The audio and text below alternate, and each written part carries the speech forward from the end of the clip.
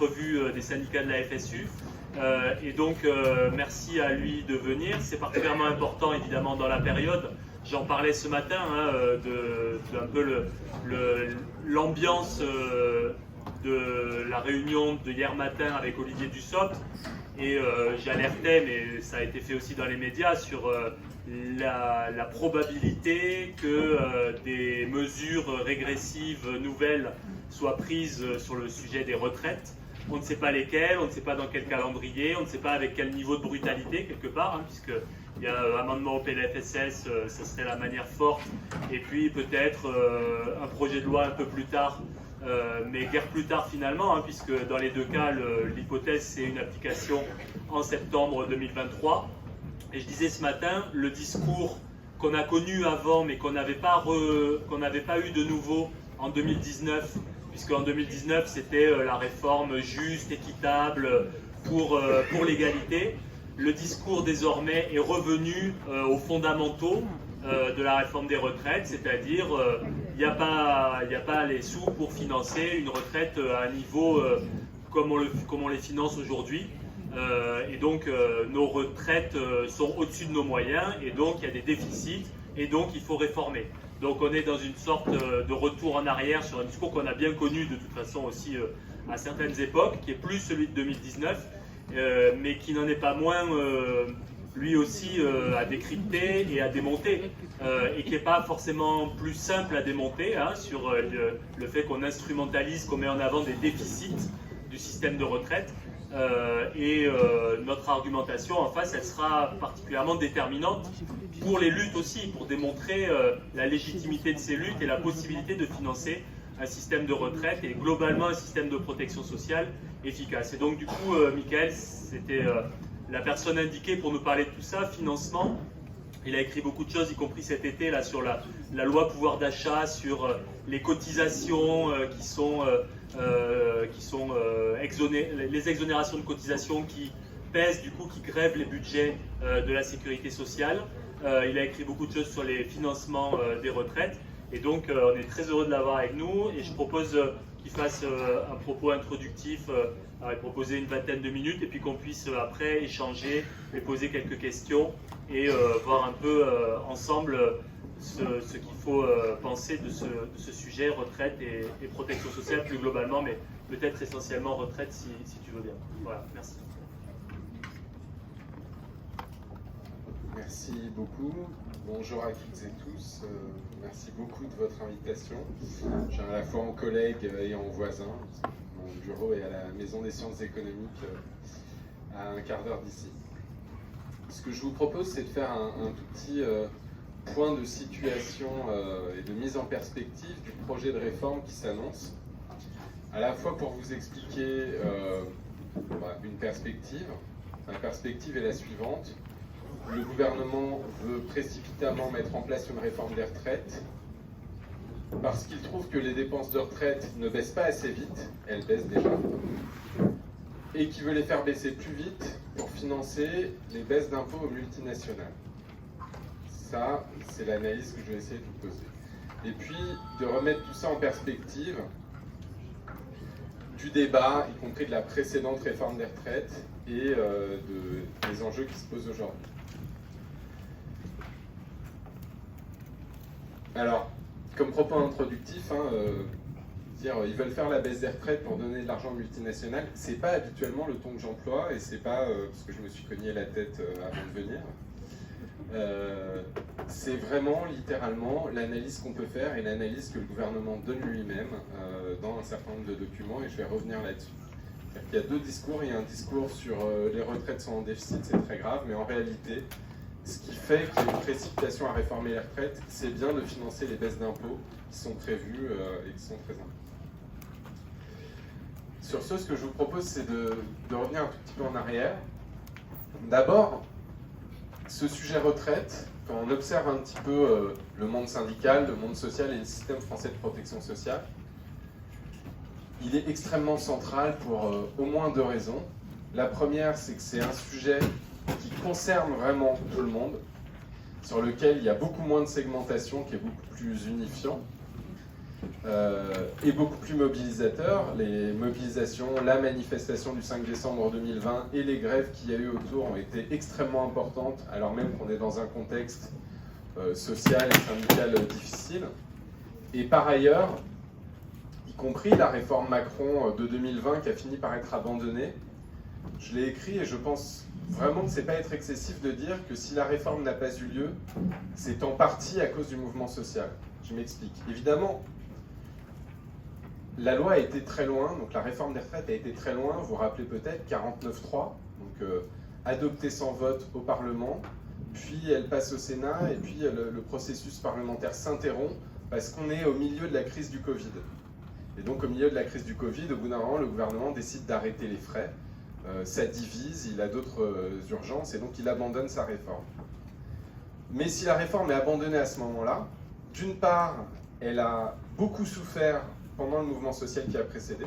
C'est-à-dire que le calendrier a été plusieurs fois bouleversé, la réforme est en partie détricotée, elle devient plus difficile à expliquer. Il y avait un changement de système, le passage du système actuel au système à points qui devait se faire en 4 ans, et puis dans la dernière version, il devait se faire en 40 ans. Donc la réforme aussi devient de plus en plus compliquée. Et ces bouleversements de calendrier d'une part et la franche opposition de la population d'autre part sont les raisons pour lesquelles, quand le Covid survient, le gouvernement décide d'abandonner la réforme. Alors, je peux dire aussi très sincèrement, je pense qu'il n'y aurait pas eu le contexte du Covid, la réforme serait passée en force, tout était prêt pour ça. Mais en même temps, dans le contexte du Covid, c'est bien la mobilisation qui a fait que cette décision a été prise.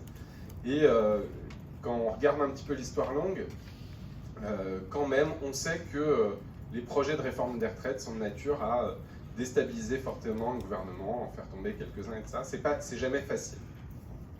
J'avance un petit peu, la réforme systémique a été abandonnée, et au moment de l'élection présidentielle, le président de la République fait campagne sur un projet qui est très clair et très détaillé. Si on regarde bien, on pourrait quasiment le calculer à sa place. Et là, on a fait quelques analyses de ça. Et le projet de décaler l'âge légal de la retraite à 65 ans, à un rythme très rapide, en commençant à la génération 1961, et au rythme de 4 mois par an de décalage de l'âge légal.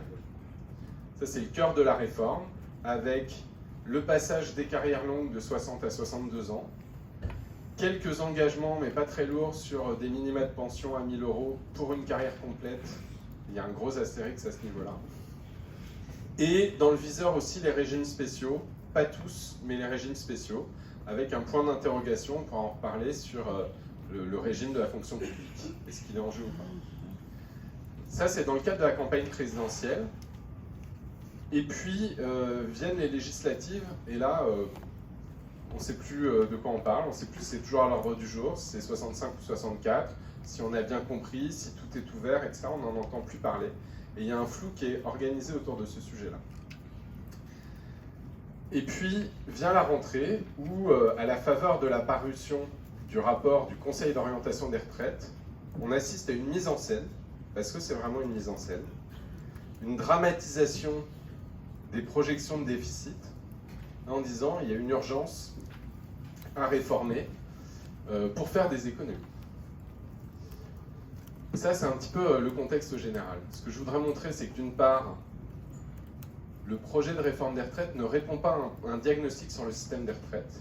Il répond à un enjeu de finances publiques sur les baisses d'impôts multinationales. Et d'autre part, je voudrais vous donner, selon le corps, selon le Conseil d'orientation des retraites, le véritable diagnostic sur le système de retraite. Je vais commencer par ce deuxième point. Donc, le Conseil d'orientation des retraites, comme il le fait chaque année, un petit peu décalé cette année, a rendu un diagnostic. Et qu'est-ce qu'il nous dit? Si on le donnait à une étudiante, à un étudiant ou à un élève, pour analyser un rapport, on part toujours du plus important, et puis ensuite on rentre dans les détails. Le plus important quand vous lisez le rapport du corps, c'est les dépenses de retraite sont stabilisées, voire en baisse, en l'absence de toute réforme. Elles sont même plutôt orientées à la baisse, en fait, déjà. Pourquoi est-ce que les réformes des retraites sont orientées à la baisse? Parce que si on ne fait pas des réformes, entre guillemets, positives, on sait d'ores et déjà que l'âge de la retraite va reculer par application des réformes précédentes, notamment la réforme Touraine qui va porter la durée de cotisation à 43 ans. Et on sait aussi que les pensions vont baisser en taux de remplacement. Dans 2 endroits en particulier, l'Agirc-Arrco, les retraites complémentaires du privé, et dans la fonction publique, à cause du système des primes qui sont quasiment pas prises en compte dans le calcul des retraites. Donc à cause de ces deux éléments-là, alors qu'on va avoir de plus en plus de retraités, les dépenses de retraite vont baisser parce que la retraite se raccourcit et parce que le niveau des pensions se dégrade. Alors il ne s'effondre pas, mais il se dégrade. Ça, c'est le premier diagnostic que donne le corps. Et il alerte, ça fait 10 ans qu'il le fait, avec assez peu d'écho, sur le fait, la chose la plus frappante, c'est que on a passé le progrès sur les retraites et on est sur une situation de rebroussement, de dégradation en termes de durée. Pour vous donner un exemple, alors c'est encore une fois, je ne veux pas dramatiser, hein, mais en espérance de durée de retraite, c'est une statistique un peu vague, hein, mais on estime que quelqu'un qui part à la retraite aujourd'hui va avoir une année de retraite en moins, plutôt 24 que 25 en ordre de grandeur, par rapport à quelqu'un qui est parti il y a 10 ans. Voilà. Les taux de remplacement ont déjà commencé à se dégrader, vous l'avez peut-être constaté chez les collègues, ça ne veut pas dire que la retraite a disparu, mais on part dans des conditions déjà moins favorables aujourd'hui qu'il y a 10 ans, et sans réforme, ça continue. Ça, c'est le point le plus important que nous donne le corps. Le deuxième point, il nous dit il est probable qu'un déficit dans le système apparaisse. Pas un déficit de nature à mettre en danger le système du tout. Des déficits, il y en a dans plein d'organisations, plein de structures, il y en a dans les universités, il y en a partout. Ça ne fait pas tout fermer. Donc, un déficit, simplement un déséquilibre entre recettes et dépenses. Du côté des retraites, pourquoi un déficit pourrait apparaître alors que les dépenses baissent? Parce que l'État envisage de faire baisser les recettes du système plus vite que la baisse des dépenses. Donc il pourrait y avoir un déficit si les recettes baissent, comme c'est prévu effectivement, plus vite que les dépenses. Pourquoi est-ce qu'elles baisseraient plus vite? Grosso modo parce que l'État va avoir moins de retraites de fonctionnaires à payer dans le futur et qu'il aimerait en profiter pour diminuer sa participation au système. Je ne rentre pas dans les détails, mais si un déficit apparaît, c'est parce que les dépenses baissent trop rapidement. Enfin, les recettes baissent trop rapidement. Autrement dit, ça n'a rien à voir avec une explosion incontrôlée des retraites, au contraire. Ça ne menace pas le système, un tel déficit. D'abord, on peut le tolérer un temps. Ça s'appelle emprunter. Et si vous vous intéressez au sujet des retraites depuis quelques temps, en fait, c'est ce qui était prévu. Le fonds de réserve des retraites, c'était une caisse de réserve pour payer les années où on sera en déficit. Il se trouve que les gouvernements successifs l'ont siphonné, mais quand on n'a pas de fonds de réserve, on peut emprunter 10 ans, 15 ans et rembourser plus tard, ça revient au même. C'est tout à fait faisable. Deuxième possibilité, on a les 3 leviers. Donc on peut jouer sur le niveau des pensions, vous connaissez. On peut jouer sur l'âge auquel on part à la retraite, c'est le projet du gouvernement. Ou on peut augmenter les cotisations pour équilibrer le système.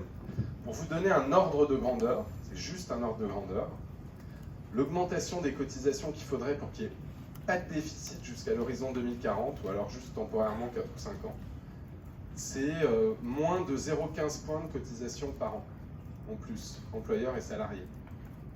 Alors ça vous dit rien, 0,15 points de cotisation. Bah, c'est 2 fois moins que ce qui est arrivé aux fonctionnaires entre 2010 et 2018, ou 2010 et 2020, je ne sais plus. Entre 2010 et 2020, chaque année, les fonctionnaires avaient une hausse des cotisations de 0,27 points par an. Franchement, il faut être technique pour s'en être aperçu. On s'est aperçu du gel du point d'indice, ça oui, et c'était beaucoup plus important sur nos feuilles de paye, mais ces hausses de cotisation étaient 2 fois plus importantes que ce qu'il faudrait, c'est le radar. Pour une raison simple, c'est pas du tout des sommes importantes. Je ne dis pas que c'est rien, hein. On est toujours content d'avoir quelques euros en plus, mais c'est pas du tout une somme importante. Donc ce déficit, non seulement il ne met pas en danger le système, mais si jamais on le finançait de la façon entre guillemets la plus dure pour les salariés, ça serait vraiment, ça n'aurait rien à voir ni avec le prix de l'énergie, ni avec quoi que ce soit. C'est vraiment minime. Ça pourrait par ailleurs être financé d'autres manières, notamment avec un maintien de l'engagement de l'État au niveau où il est actuellement.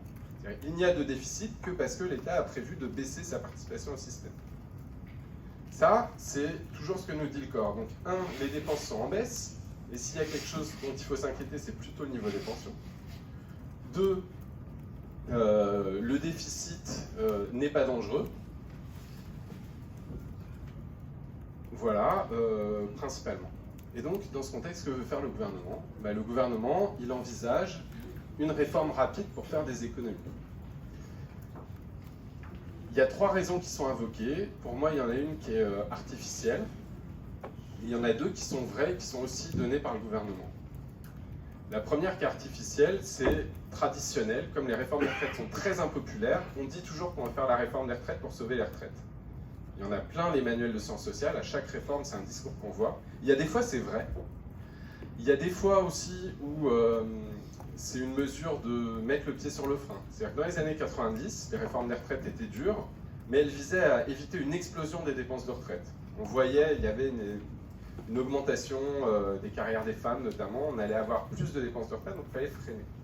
Là, ce n'est pas du tout le cas, le système n'est pas en danger, et si on veut faire une réforme, c'est pour baisser les dépenses plus vite que ce qui était prévu. Donc, l'argument qui est mis en avant, le rapport du corps, oh là il y a le feu, il faut qu'on fasse une réforme avant les vacances de Noël, c'est vraiment du théâtre. Après, il y a deux autres raisons pour lesquelles le gouvernement envisage de faire la réforme des retraites. Il y en a une, c'est sa réforme du marché du travail. Il y a vraiment l'idée de mettre plus de gens sur le marché du travail, d'accroître la concurrence entre les personnes sur le marché du travail. On le voit très clairement avec la réforme d'assurance chômage. C'est aussi le projet, et c'est aussi dit de temps en temps sur les retraites, il faut qu'il y ait plus de personnes sur le marché du travail, d'une part pour augmenter l'emploi, il y a des gens qui vont rester en emploi, mais aussi pour augmenter la concurrence entre salariés et éviter que les salaires remontent. Parce que apparemment il y aurait des tensions sur le marché du travail et on aurait peur que les salaires ne remontent. C'est la deuxième raison, c'est une vision, en gros il faut travailler plus, moins de prétention salariale, et donc la réforme des retraites participe à ça. Et la troisième raison, qui est sans doute la plus urgente, c'est la question des finances publiques. Et ça, c'est extrêmement clair dans la stratégie du gouvernement. Le gouvernement a pris un certain nombre d'engagements, notamment vis-à-vis de l'Union européenne, mais au-delà de l'Union européenne, c'est vraiment l'orientation de Bruno Le Maire, par exemple, qui le dit. Il pense qu'il faut réformer la France, et que pour réformer la France, il faut moins de prélèvements obligatoires et moins de dépenses publiques. Et donc il s'est déjà engagé à baisser des prélèvements obligatoires. Alors il y a eu les baisses de l'impôt sur la fortune par le passé, la baisse de la taxe d'habitation. Et là, pour le budget 2023 et 2024, ça risque d'être étalé sur 2 ans, il y a une baisse massive de ce qu'ils appellent les impôts de production, dont l'ordre de grandeur, c'est à peu près 10 milliards de recettes en moins chaque année. 10 milliards de recettes, c'est à peu près ce qu'ils espèrent récupérer en réformant les retraites rapidement, en ordre de grandeur. Et l'idée est la suivante, et c'est écrit tel quel à la première page du programme de stabilité transmis à l'Union européenne au mois de juin. Les engagements du président de la République seront tenus. Parmi ces engagements, la suppression de la redevance télé et la baisse des impôts de production. Ces engagements seront tenus sans augmentation des prélèvements obligatoires, essentiellement par des réformes structurelles, en particulier la réforme des retraites. Voilà. Et donc, la précipitation, alors c'est politique, hein, c'est pas juste... La volonté du gouvernement, c'est de baisser les prélèvements obligatoires et de baisser les dépenses publiques. Quand vous voulez baisser aussi massivement les dépenses publiques, en fait, il n'y a que 2 postes qui permettent de le faire rapidement. Il y a la masse salariale de la fonction publique, mais le point d'indice a été gelé depuis tellement longtemps qu'on a déjà été loin dans cette direction. Et l'autre possibilité, c'est les retraites. Voilà, parce que c'est un gros morceau.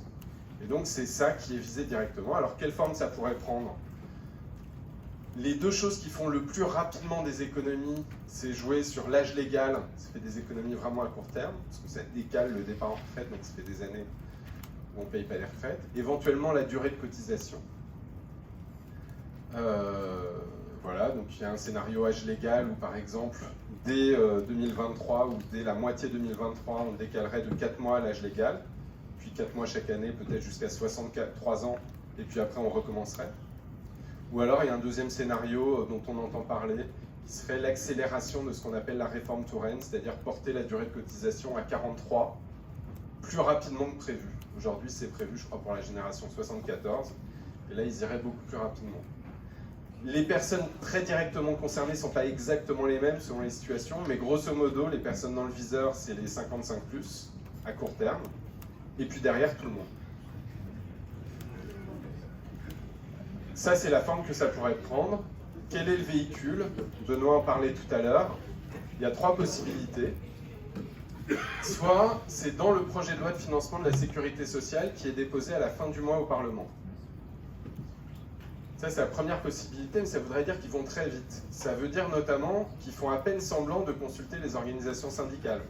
Parce que le projet de loi, il va être posé le 27 il y a eu une réunion hier, mais même le temps que chacun exprime un avis, ça va aller très vite. Deuxième possibilité, le projet de loi est déposé, il n'y a pas mention de retraite dedans, mais le gouvernement, pendant le débat parlementaire, peut amender son propre texte. Alors là, ça paraît encore plus cavalier, parce que quand il fait ça, il n'y a aucune expertise en amont. Il n'y a pas d'étude d'impact, c'est pas examiné par les commissions, etc. Mais c'est possible. Troisième possibilité, il y a un renoncement à passer de manière cavalière par le projet de loi de financement de la sécurité sociale, à la fois parce que ça pose des problèmes parlementaires, François Bayrou a émis des réserves, il faut aussi se concilier avec la droite parlementaire, peut-être qu'il faudra passer au 49.3.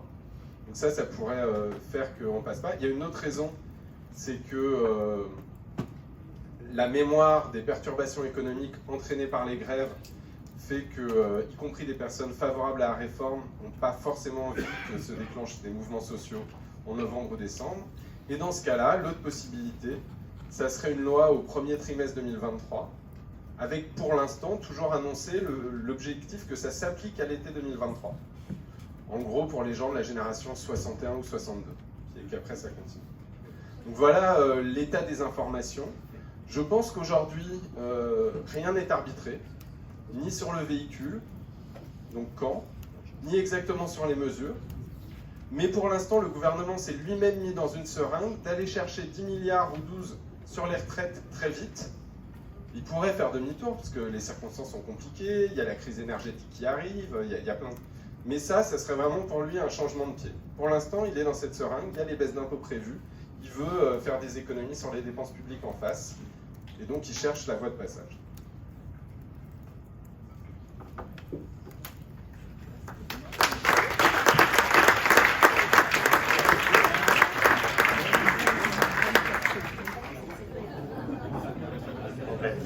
Mais aucune inquiétude, on va lutter. Hein. Attends, je vois toutes les mines déconfites.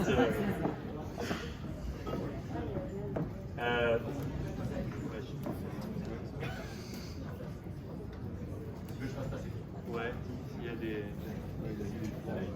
On est à l'enfer. Allez, c'est le premier. La première Allez. intervention est souvent... Le premier ou la première qui se lance, après ça va arrêter.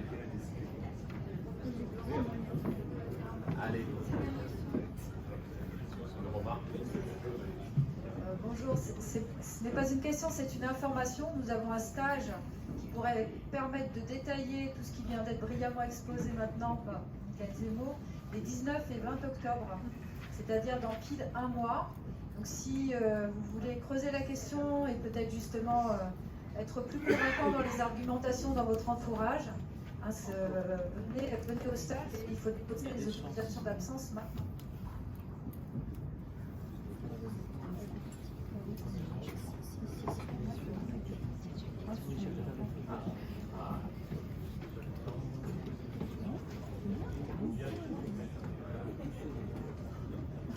Bonjour.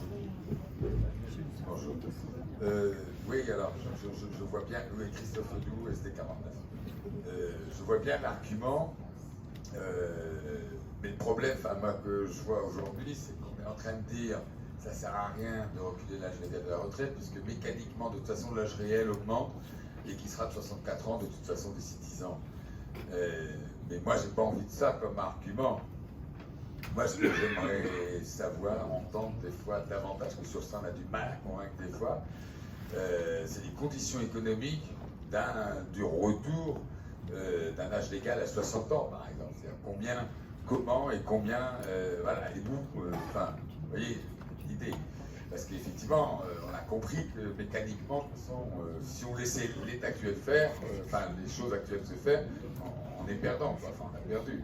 L'âge légal, l'âge réel augmente aujourd'hui de manière importante.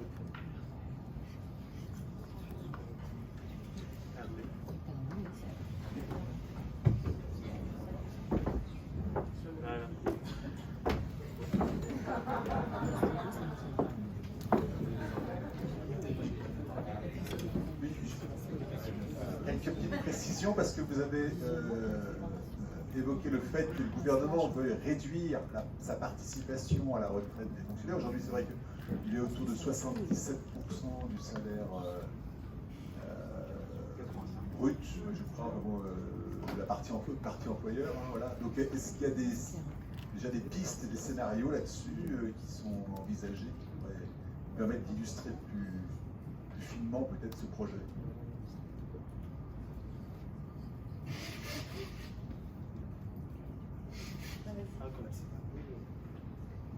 C'était ça.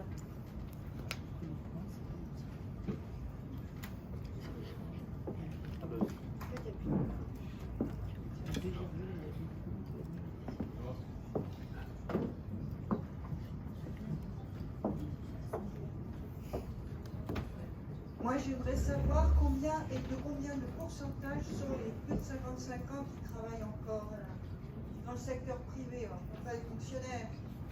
Parce qu'il y a quand même un vrai problème, comme nous.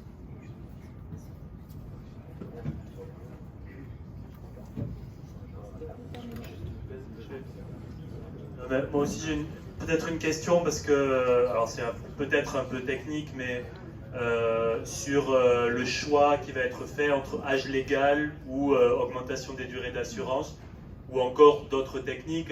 On avait entendu parler à un moment d'augmentation des taux de décote éventuellement, ou de système de double décote, j'en sais rien, mais voilà, tous ces choix qui vont être faits, c'est vrai qu'ils ne touchent pas les mêmes personnes, et on risque d'avoir l'argument selon lequel l'âge, la mesure d'âge, le recul de la mesure d'âge, va toucher des personnes qui ont commencé tôt à travailler, qui ont déjà leurs annuités par exemple à 62 ans et qui là sont obligés de continuer. Et ça, souvent, ça touche les plus bas salaires, c'est-à-dire des gens qui ont commencé tôt, souvent donc sans forcément de qualification au début de leur vie active, etc. Et à l'inverse, si on augmente les durées, peut-être que ça touche davantage, mais je voulais un peu confirmation, et puis que tu nous dises comment envisager cette problématique. Peut-être que ça touche davantage d'autres publics. Et on sent déjà, alors je disais ce matin, il y avait une unanimité syndicale à la réunion avec du SOPT.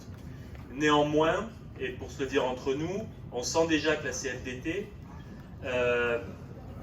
est très opposée au recul de l'âge, mais sur les augmentations de durée, voire sur des systèmes qui iraient vers voilà, peut-être une augmentation des décotes, etc., on va dire qu'ils sont moins virulents.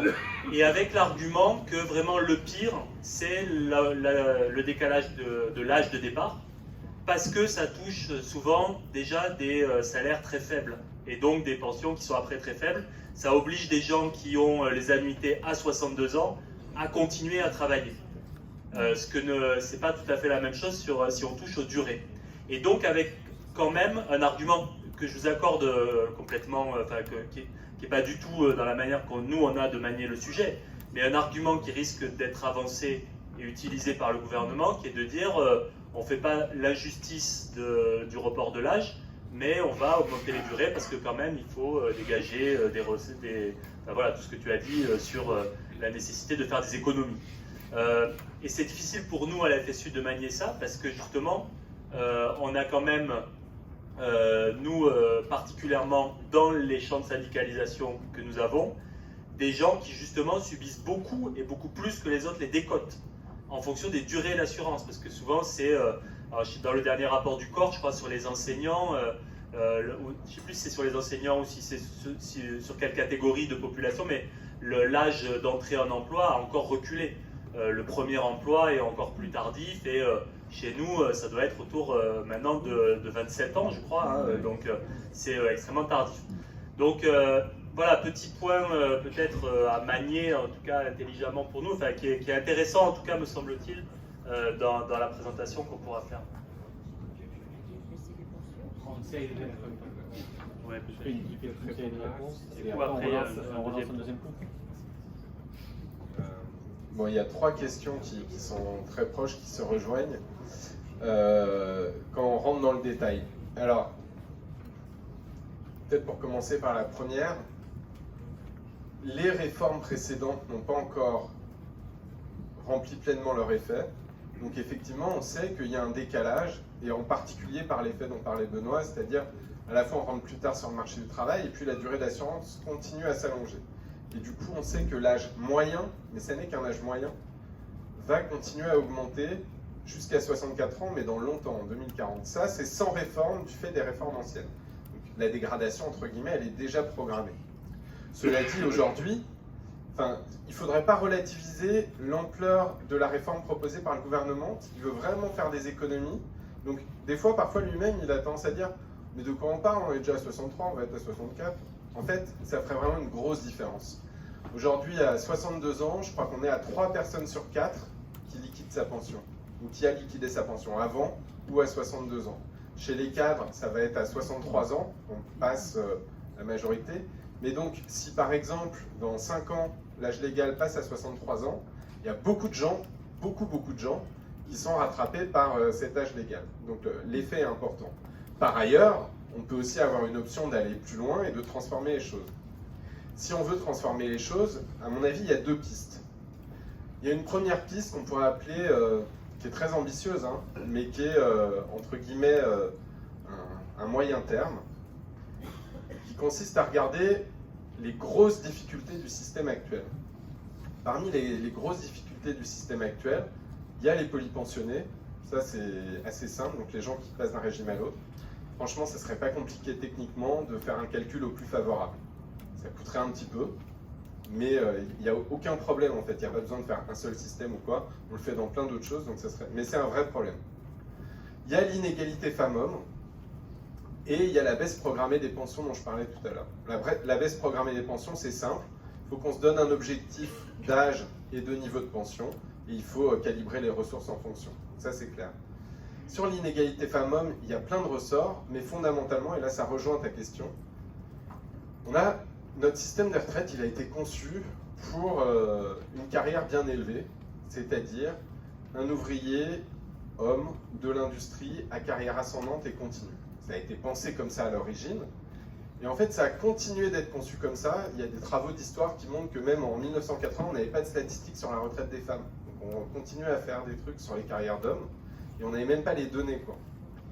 Et donc, ce qu'on a fait avec le temps, c'est qu'on a pris les mêmes types de critères, âge et durée, on les a tirés au maximum, et se rendant bien compte quand même que ça ne correspondait pas à toutes les réalités, on rajoute des patchs. Donc on fait des validations de trimestre, par exemple, très différemment dans le public et dans le privé. Au passage, dans le public, c'est quand même beaucoup moins favorable, les validations de trimestre pour enfants, que dans le privé. Mais simplement, on est arrivé à des critères qui sont trop éloignés de la réalité des carrières. C'est-à-dire 43 ans aujourd'hui, c'est énorme. Du coup, pour que ça ait un peu un sens, on valide des trimestres à droite à gauche, mais en faisant ça, on ne rattrape jamais tout à fait les choses. Donc à un moment donné, pour aller à l'essentiel, je ne sais pas exactement quand on était à 37 annuités et demie et 60 ans, s'il y avait ajout de durée, il y avait peut-être des différences dans le sens que tu dis, mais aujourd'hui, il est clair que ça peut taper soit l'un soit l'autre très dur sur des publics différents. Effectivement, une carrière complète qui, à la limite de la carrière longue, donc quelqu'un qui a commencé très tôt, qui n'a pas eu d'interruption, la mesure d'âge, c'est vraiment une injustice criante, parce qu'en fait, ça veut dire que c'est plus 42 ans, mais ça peut être 43 ou 44. Donc c'est vrai, et ça peut être des personnes modestes. Mais à côté de ça, quand on regarde les plus faibles pensions, et c'est du monde, hein, c'est 30% des retraités à peu près, c'est des gens, et en particulier c'est des femmes, qui ont des carrières très incomplètes, qui partent avec les retraites les plus faibles, le plus tard, parce qu'il faut attendre 65, 66, 67 ans pour annuler la décote, et qui se prennent le plus fortement la décote quand elles partent avant. Et donc si on joue sur la durée, c'est là où ça tape le plus fortement. Et donc les mesures intermédiaires qui pourraient être prises, un peu d'urgence, ça serait de ce côté-là, c'est-à-dire supprimer ou réduire fortement la décote, faire en sorte que les minima de pension ils se déclenchent dès l'âge légal, donc aujourd'hui par exemple 62 ans. Les minima de pension, là, aujourd'hui, ne sont pas très loin de 1 000 € en montant, par contre il faut attendre l'âge du taux plein pour que ça se déclenche. Donc 66 ou 67 ans pour toucher une retraite de 700 ou 800 €. Le minimum vieillesse, qui n'est pas une retraite, qui est un minima social, il faut attendre 65 ans. Donc si on s'intéresse vraiment à la justice sociale, si on fait un diagnostic qui part du système des retraites, les premières mesures, c'est sans doute d'avoir des droits qui se déclenchent à l'âge légal et qui soient avec une pension minimale garantie d'un niveau correct, à définir, comme ça peut exister ailleurs, et ça c'est tout à fait possible.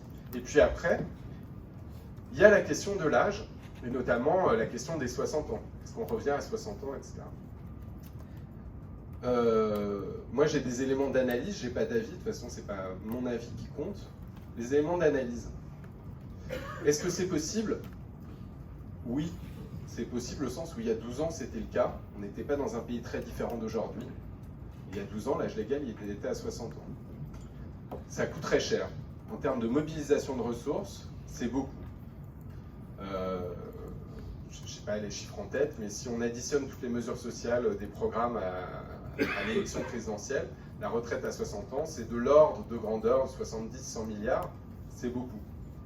Donc il est possible d'avoir des choses qui soient entre les deux. Mais est-ce que c'est une question qui se pose? Oui, c'est une question qui se pose vraiment socialement. Pourquoi?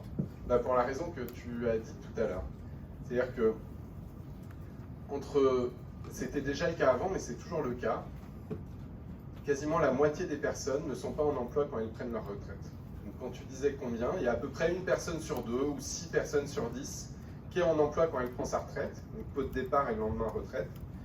Pour les 40% restants, c'est chômage, RSA, invalidité, congé maladie ou inactivité plusieurs mois avant la retraite. C'est beaucoup moins vrai pour les cadres. Donc les cadres, ils vont rester au travail, parfois au détriment de leur santé psychique ou physique, mais ils vont rester au travail. Mais du côté des ouvrières et des ouvriers, alors c'est particulièrement vrai dans les métiers pénibles, le nettoyage, etc., on finit sa carrière en dehors de l'emploi. Et quand on est passé de 60 à 62 ans, autant les cadres ont prolongé leur activité, autant les ouvriers et les ouvrières, le premier effet, ça a été d'augmenter la durée d'inactivité, le sas de précarité entre emploi et retraite. Alors, il y a des situations où ça se passe parce qu'on a une pension d'invalidité correcte, et puis il y a des situations où c'est vraiment un temps de précarité, à tel point que pour 4 personnes sur 10 à peu près, le passage à la retraite améliore le niveau de vie. Parce qu'avant, c'est la précarité. Et donc, là, il y a un vrai gros problème, par exemple, si on joue sur l'âge légal, c'est que ça s'est passé quand on est passé de 60 à 62, il n'y a aucune raison que ça se passe mieux quand on passe de 62 à 65, alors que le travail ne s'est pas adapté. Donc là, il y a vraiment un gros sujet. Dernier point, moi je raisonne pour l'instant toujours avec l'objectif de 65 ans, parce que pour moi c'est la feuille de route du gouvernement. Mais il est possible que pour faire passer la réforme, cette feuille de route, elle soit découpée. Et donc en annonçant d'abord 63, puis plus tard 64, etc. Si on annonce 63, c'est sûr que c'est particulièrement socialement injuste. Ça va taper d'abord les gens qui ont commencé à travailler tôt. Et puis enfin, je suis un peu long, mais je réponds sur la question de l'État. C'est un micmac cette affaire, c'est un petit peu compliqué à expliquer. Moi-même, j'ai toujours un peu du mal à raconter l'histoire. On va faire simple, j'essaye. Historiquement, l'État, il cotise pas. L'État, il paye le traitement de ses fonctionnaires, et quand ils sont à la retraite, il continue à les payer. Et c'est pas une injustice, c'est que l'État, a priori, il est toujours là dans 150 ans. Donc il n'a pas besoin d'une caisse pour assurer qu'il sera toujours là. Dans le privé, il faut une caisse parce que si votre boîte ferme, bah, vous êtes content d'avoir quand même une retraite. C'est pour ça qu'il y a le régime général du privé. Simplement, il y a quelques dizaines d'années, on a voulu afficher par parallélisme des cotisations en face des retraites de l'État. Du coup, on a calculé un taux fictif, on prend les fonctionnaires actifs, et on dit bah, les retraites des fonctionnaires qu'on paye, en fait, c'est comme si les fonctionnaires actifs cotisaient. Donc on crée des cotisations que l'État se verse à lui-même, qui n'existent pas sinon sur le papier, pour expliquer ça. Et comme la fonction publique a changé de démographie, ça fait des taux de cotisation qui n'ont aucun sens. 70%, 80%, ça n'a aucun sens, mais ça permet de faire des commentaires complètement tarabiscotés. Sans rentrer dans les détails, ce qui est programmé pour les années à venir, c'est que l'État voit qu'il va avoir, il a déjà moins de fonctionnaires, et il va avoir moins de fonctionnaires retraités à payer. Et il voudrait en profiter pour diminuer la voilure, pour faire des économies. Il n'a quand même pas réduit la masse salariale autant pour continuer à mettre autant d'argent dans la retraite. Et il a un argument pour ça, qui est réel. Il aura moins de retraités fonctionnaires. Et donc là, il y a deux possibilités. En fait, il y a deux niveaux de question. Un, est-ce qu'on est d'accord dans le pays, alors qu'on va avoir plus de retraités, pour payer moins d'argent pour les retraites? Oui ou non? Pour l'instant, la posture, c'est de dire, bah, on va avoir plus de retraités, mais c'est pas grave, on mettra moins d'argent pour les retraites. Si on dit non, la question qui reste, c'est qui doit payer? Et là, il y a deux possibilités. Soit c'est le secteur privé qui se rend compte que sa démographie évolue et qui augmente un peu son taux de cotisation. Soit c'est l'État qui, au nom de la solidarité entre régimes, qui a toujours existé, hein, il y a eu des solidarités entre le privé, les mineurs, les collectivités locales, etc., dit en fait, j'ai moins de fonctionnaires, mais je vais continuer à subventionner un peu le système. Mais c'est vraiment une question de qui paye quoi, et c'est une question technique qui pourrait très bien s'arranger. Donc là, il y a vraiment une mise en scène avec l'État qui veut profiter du contexte pour faire des économies. J'espère que je ne vous ai pas endormi, c'est vraiment une question un peu compliquée pour moi en tout cas. Il y avait deux, je crois qu'il y avait Caroline et Thierry.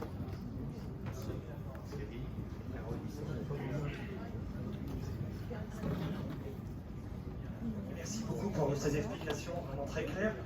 Il y a quand même quelque chose aussi qui, je trouve qu'on ne parle pas assez, c'est la fin de la décote et les 5 ans en fait. On arrête, à quel moment on arrête la décote? À quel moment elle finit? Est-ce qu'on sait dans les projets où on parle de 64 ou 65 ans, si automatiquement on va monter aussi à 68, 69, 70 ans? Et je pense que ça peut aussi avoir, en termes de mobilisation, aussi un impact excessivement important. Quand on donne de 65 ans, parfois ça fait peur, mais si on donne le chiffre de 70, c'est pas la même chose encore, on change de dizaine, il y a un objectif totalement différent. Mais est-ce qu'on a des informations par rapport à ça? Je pense aussi, moi, je suis dans un établissement, dans un lycée, et je vois des collègues qui sont tout simplement agents techniques, qui vont finir à 67 ans, parce que ce sont des femmes qui ont commencé très tard, et qui vont aller jusqu'à 67 ans, non pas parce qu'elles ont envie, parce que c'est vital. Donc la question qui est posée, c'est par rapport à elles, et dans quel état elles vont finir, puisque elles souffrent également aussi de nombreux problèmes liés à leur travail. Merci aussi beaucoup pour les explications, c'est vraiment très utile. Vous en avez un petit peu parlé, mais ma question portait sur les inégalités femmes-hommes. Je crois que c'est vraiment un acquis de la bataille de 2019 que d'avoir réussi à mettre en évidence cet aspect-là. Il ne me semble pas qu'en 2010 c'était tellement un sujet, par exemple, pas aussi fort, et je crois que ça a vraiment contribué à avoir une logique un peu gagneuse dans nos mobilisations. Et j'imagine que le gouvernement le sait et qu'il anticipe ce sujet-là. Donc je me demandais si vous aviez des éléments sur la manière dont il pourrait y répondre et sur la manière dont il pourrait le traiter. Vous avez esquissé un petit peu les différences de conséquences sur les femmes et les hommes entre les mesures d'âge et la durée des cotisations, mais j'imagine qu'il y a une stratégie gouvernementale sur cet aspect-là, puisque depuis le départ, ils prétendent que c'est un sujet qu'ils traitent politiquement.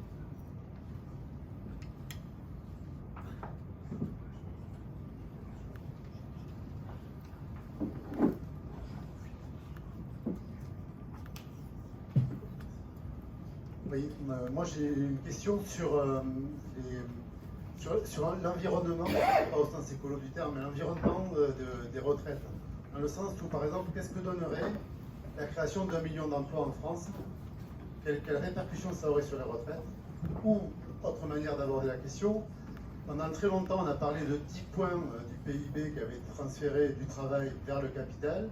Si on inversait ce mouvement-là, du capital vers le travail, qu'est-ce que ça donnerait sur les retraites aussi? Parce qu'on nous fait raisonner dans un cadre un peu constant, comme s'il y avait des invariants, des choses qui ne peuvent pas changer. Et voilà, donc vous voyez un peu le sens de mon interrogation. Christophe veut reposer une question, retient quelque chose dans notre horizon ou pas? Non, ouais.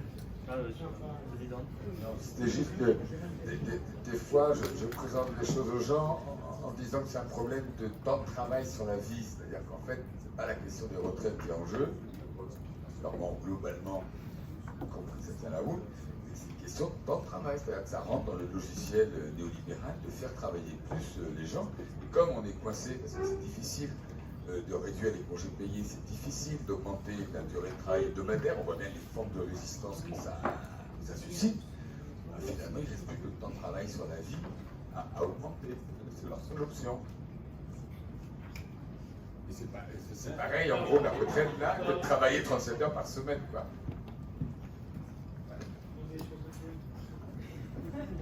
Génération 61, c'est...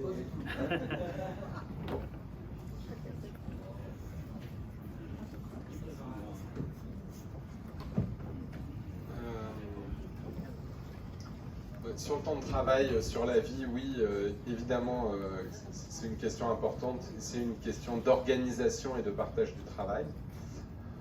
Faut dire aussi, la France est spécifique en Europe. On arrête de travailler un peu plus tôt et on a des retraites plutôt plus protectrices et plutôt plus égalisatrices qu'ailleurs.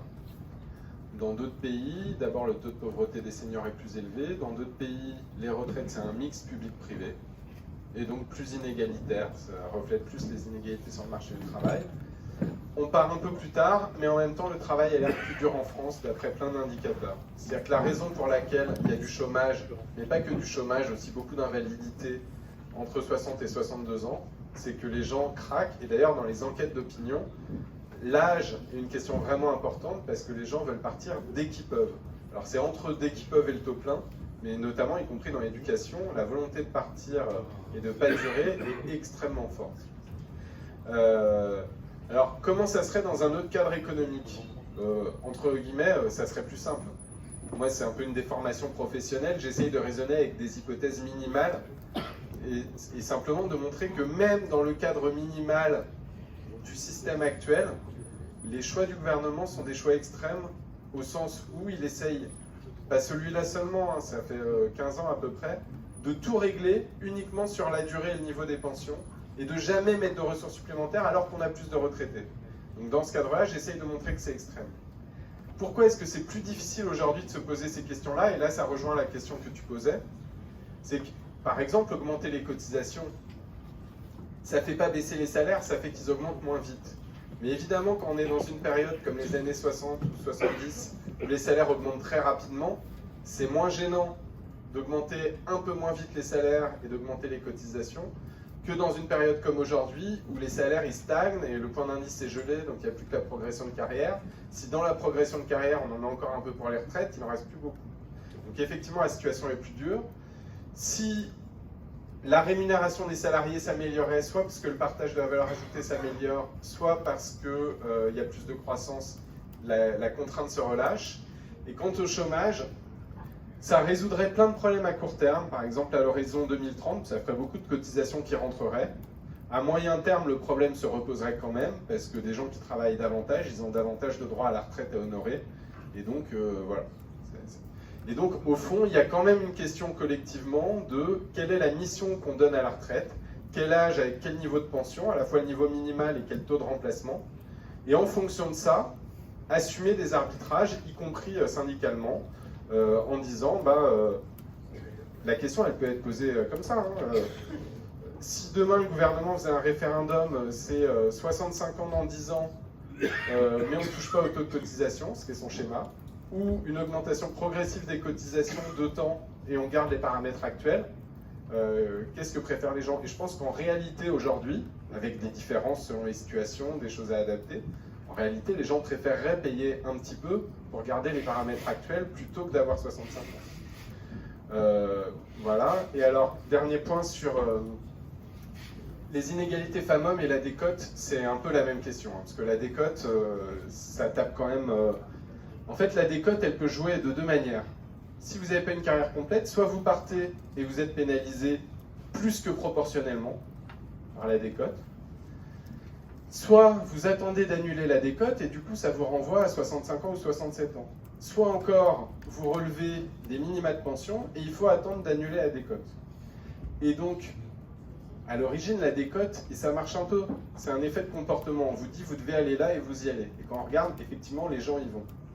Les gens s'arrêtent au taux plein, ils ne s'arrêtent pas avant, ils ne s'arrêtent pas après, ils visent le taux plein. Mais en même temps, quand on regarde ce que fait vraiment la décote, elle tape sur les plus modestes. Vraiment, vraiment, vraiment, et sur les femmes en particulier. Et donc, c'est vraiment un système qui n'est pas satisfaisant. Quand vous regardez les gens qui partent avec une décote ou les gens qui partent à 65 ans, ils sont très largement surreprésentés dans les 20% de pensions les plus faibles. Et donc, la suppression de la décote ou sa neutralisation d'une manière ou d'une autre pour permettre de partir dès l'âge légal, ça serait très clairement une mesure sociale. Ensuite, sur les inégalités femmes-hommes, au-delà de cette décote, donc clairement, si c'est la durée, l'effet sur les femmes est flagrant, il est immédiat, on le voit. Pas toutes les femmes qui ont une carrière incomplète. Il y a aussi des femmes qui atteignent la carrière complète par des validations de trimestre pour enfants, et c'est particulièrement le cas dans le privé. Elles, par contre, elles seraient plus impactées par un décalage de l'âge légal, parce qu'aujourd'hui, dans le public ou dans le privé, mais plus dans le privé, il y a beaucoup de femmes qui peuvent, au titre de la validation pour enfants, partir dès l'âge légal. Parce qu'à 62 ans, elles ont le taux plein. Si on décalait à 65 ans, ou à 63 ou 64, elles partiraient avec le même taux, donc aucune bonification, et elles ne bénéficieraient pas des validations pour enfants, parce qu'en fait, elles n'en auraient plus besoin. Donc, pour le dire autrement, si on décale l'âge, aujourd'hui, dans les projets Macron qui est annoncé avant la présidentielle, il ne s'agissait que de l'âge et pas de la durée. Ça pourrait changer, mais pour l'instant, c'était que l'âge et pas la durée. Mais simplement, ça a quand même un effet sur les montants. Notamment, ça supprime toutes les surcotes. Parce que quand la surcote, vous la calculez qu'à partir de l'âge légal, donc des gens qui surcotent, si l'âge légal passe à 65 ans, ils perdent 3 années de surcote. Donc ça jouerait comme ça sur les surcoteurs, et pour les femmes, en fait, ça ferait pareil, ça ferait ce qu'on appelle de l'écrêtement. Vous aviez droit à des validations de trimestre, mais vous n'en avez plus besoin. Et donc, en fait, on prolonge avec un gain extrêmement minime. Donc voilà les effets que ça pourrait avoir sur les femmes, mais évidemment, ça dépend de l'option qui est choisie. Et je suis bavard, mais dernier point, vous avez sans doute entendu parler du sucré à côté du salé, comme disent les journalistes, c'est-à-dire de la pension minimale à 1 000 €.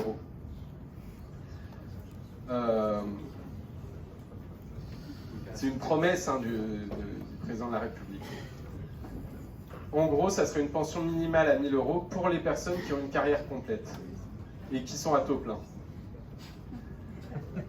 Concrètement, ça veut dire que les 20% de retraités les plus modestes n'en verraient pas la couleur, qu'il y a des personnes pour qui ça ferait un gain de 100, 200, 300 €, 8, 9, 10% peut-être.